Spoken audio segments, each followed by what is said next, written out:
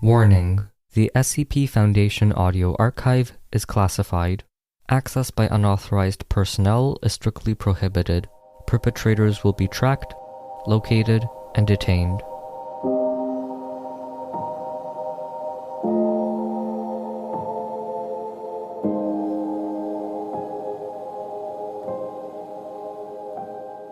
Snake Tongue.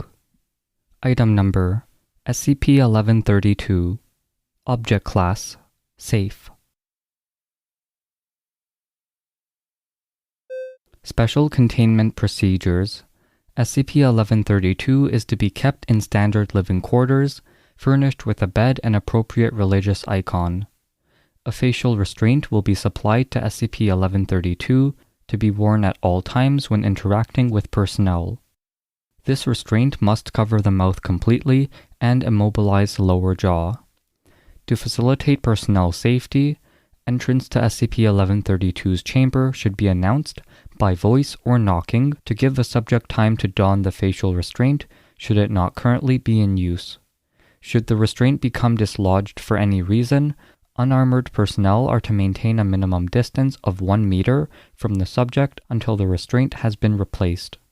Subject is to be fed 1 freeze-dried mouse, rehydrated, once per day in its cell. Subject is allowed limited escorted sojourns in the facility where it is housed. Efforts to teach SCP-1132 English have been hindered by the subject's illiteracy. Until subject has learned to understand spoken English and or to write in any language, one member of personnel assigned to SCP-1132 is to be fluent in the Eastern Huasteca dialect of modern Nahuatl. Description: SCP-1132 is a female human of indigenous Mexican ethnicity, approximately 25 years of age. The subject's tongue, esophagus, stomach, and both intestines have been replaced by a female Bothrops asper, fer de lance or nauyaka, leaving only 6 centimeters of the subject's own rectum intact. The connection between the reptile and the subject's digestive system is seamless. Due to its condition, SCP-1132 cannot speak, though it breathes normally. The subject lacks a uterus, though no sign of hysterectomy nor other surgery is present. How the uterus was removed has not yet been determined. Approximately 0.6 to 0.7 meters of snake lie coiled where the subject's stomach should be, giving the snake the ability to lunge out of a subject's mouth. So long as the subject's mouth is closed, the snake will not force its way out.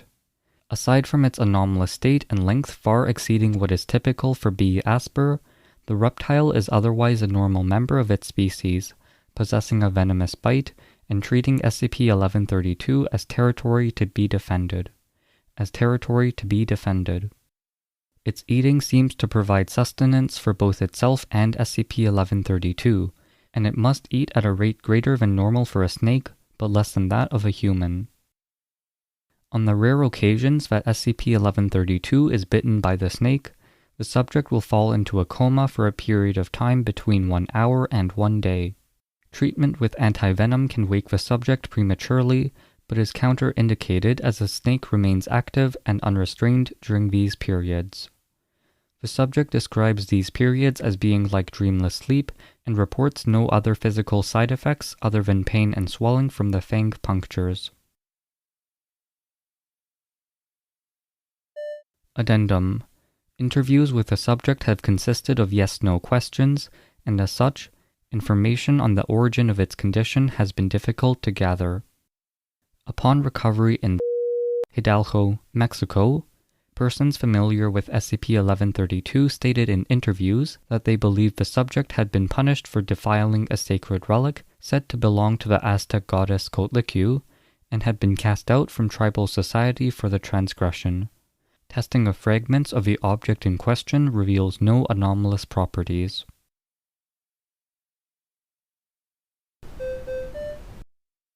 Thank you for listening. Intro music was from Punch Deck. You can find more at soundcloud.com/punch-deck. Level 2 patrons or higher can get early, ad-free episodes. Rating, reviewing, or sharing always helps. Thanks for listening, and I'll see you in the next episode.